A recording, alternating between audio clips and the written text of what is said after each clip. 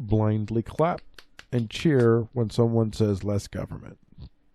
Just think that that necessarily is always a good thing. It's not necessarily always a good thing.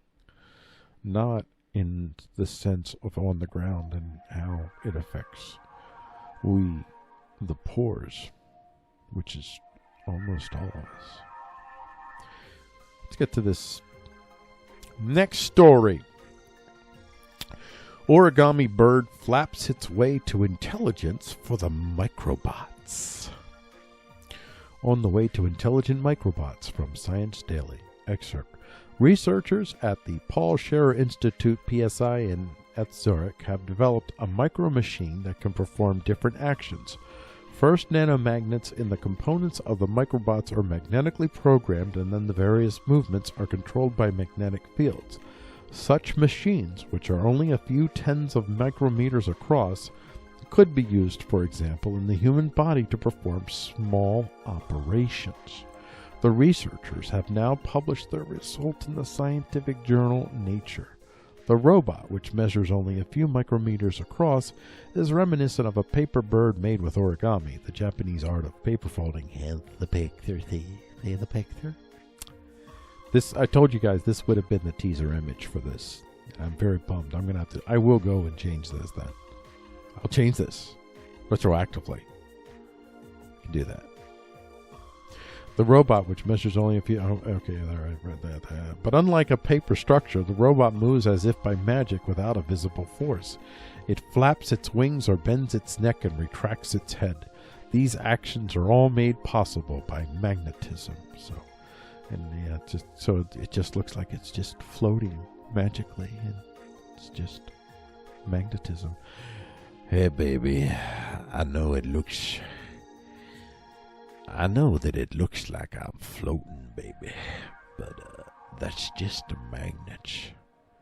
So this is.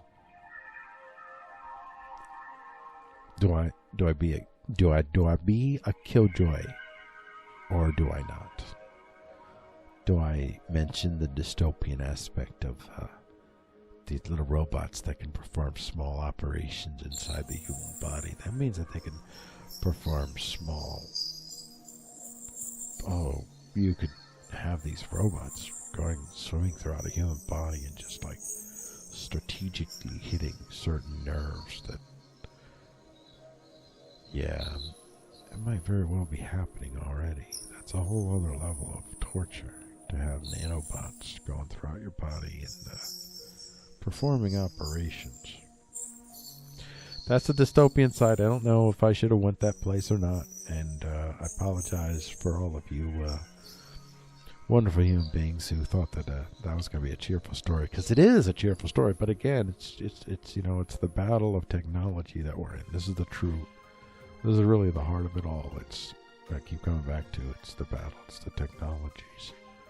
Who's going to get their hands on these technologies? Because certainly we the poors do see nowadays. Like China's catching up with the world. It's basically caught up, and in part it's caught up because everybody's catching up. Everybody's caught up because technology.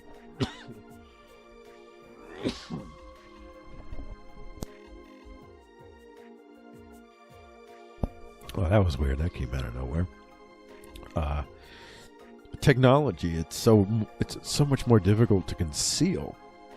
You can dissect, you can reverse engineer, you can get your hands on things, and you just figure things out. And it's so prevalent, so available worldwide. So everyone is advanced. The Africans, there's Africans, and no, they're different tribes, different countries, different regions.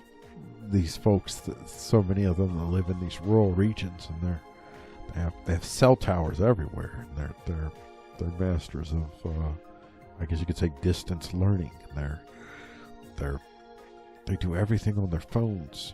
They do scientific research on their phones. They download 3D printing plans on their phones that enable them to build their own 3D printers. Like, that's what's happening in Africa.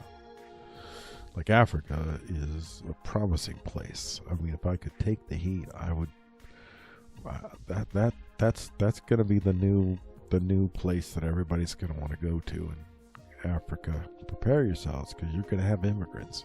That'll be ironic. You're going to have white immigrants. You're going to have Mexican immigrants. You're going to have Chinese immigrants.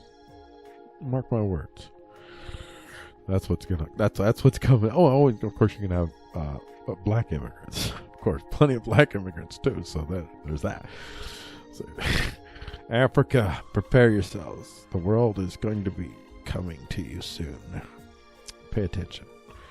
Get another 15 years at most. Africa is where it's at. That's a great renaissance. Great opportunities for experimentation with purposeful, integrated, designed communities. I mean, one of the things that's going over in the Middle East, with these vast deserts around them, they're able to experiment and build these fantastic new cities from scratch. This is one of the huge advantages that America had over Europe for a while, the open space to redesign and reboot, start fresh. I mean, America needs a reboot. Its cities are poorly designed. Everything sucks.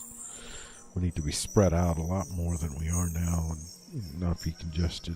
It really shouldn't have any city larger than 200,000. There, I said it.